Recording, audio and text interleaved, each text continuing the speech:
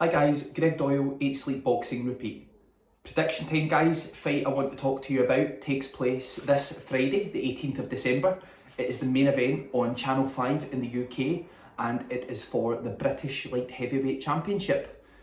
It is between the champion, who is Shakan Pitters, who is 14-0, and he takes on the challenger Craig Richards, who is 15-1-1. Great fight this one guys, really looking forward to watching this on Friday the 18th. I think it's going to be a really interesting fight. With these videos, as you know, I will come and give you a background into both fighters. I will tell you my keys to victory. Finally, I will give you my prediction. So guys, let's go straight into it. Let's start off with the champion, Shakan Pitters. Shakan Pitters, very good fighter. He has improved with every fight that he's had. He's got some good victories over some really good domestic level fighters. He's got the dominant points win over Dick Spellman, who we know has fought guys like Anthony Yard, Lyndon Arthur, etc. Been in very good company. He also holds a victory over Chad Sugden, who is a very tough man who always comes to win, and he beat Chad Sugden quite widely on points as well.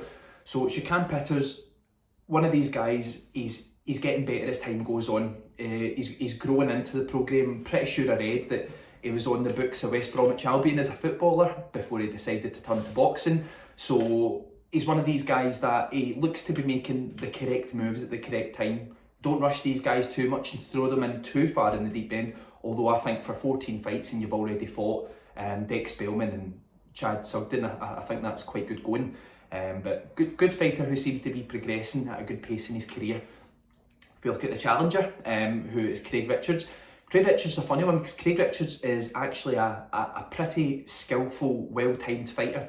Craig Richards looks as though, looked as though he was getting better and better. If you look at the stoppage win over Jake Ball inside 3 rounds, and then he had the win over Andre Sterling, who we didn't really know how good Andre Sterling was going to be at the time. And Craig Richards pretty much bossed him, beat him in points. I think he put him down about the 6th or 7th round as well.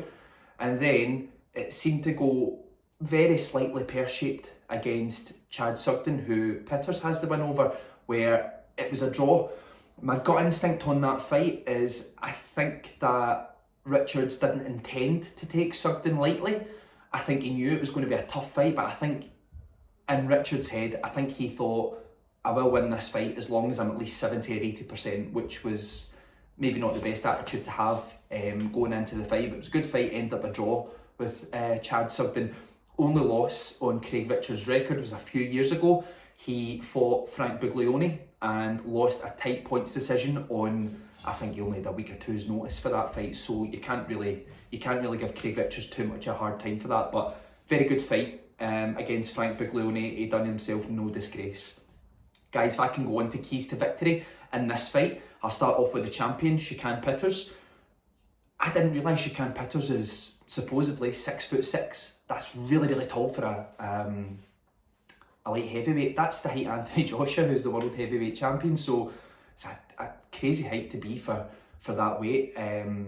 For me, Shakan, when I watched his previous fights, he keeps his legs open quite wide, which will make him slightly smaller, but I suppose when you're 6'6", you can get away with giving away an inch or two at light heavyweight. But if you watch him, he holds his hand out like a sniper, and he's always waiting for someone to come in, and then he'll bang with a jab out. He needs to do that and time it very well against Craig Richards. If the jab doesn't land, you know that Craig Richards is going to try and get under and inside it. Shakan needs to come down with a right hand after the jab, bang, snap down the way, catch Craig Richards as he's coming in.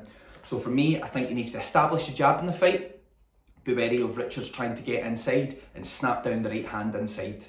Keys to victory for Craig Richards. Craig Richards' timing is going to be so important in this fight, because I think he's going to find it very hard to outbox Shakan Pitters. He needs to time that right hand. We've seen him timing it well against Jake Ball. I think he needs to do the same thing again. He needs to put Pitters under pressure, keep him working, and wait for his time and opportunity to let go punches. So for Craig Richards, it's got to be time the right hand, and make Shakan Pitters work hard. Guys, over and on to prediction time. It's a tough one because Craig Richards is very capable. I think Craig Richards could potentially beat Shakan Pitters if he shows up as the best Craig Richards. But it's very, very difficult to see the Andre Sterling fight. I wouldn't say it was tight, I'd say Craig Richards was in control, but it did look a bit difficult for him at times. And then he had that draw with Chad Sugden, and I just think that with how big and tall Shakan Pitters is and how well he establishes his jab, I think Craig Richards might struggle to get inside and land to the body. So for me, guys, I think I'm going to go with Shakan Pitters to win a relatively wide points decision, or potentially stop Craig Richards in the second half of the fight if he wears him down enough with the jab. So for me, as I say, Shakan Pitters, second half of the fight, or a wide points victory. Guys, Greg Doyle, Eat Sleep Boxing Repeat. I'll be back to speak to you guys again soon. Thank you.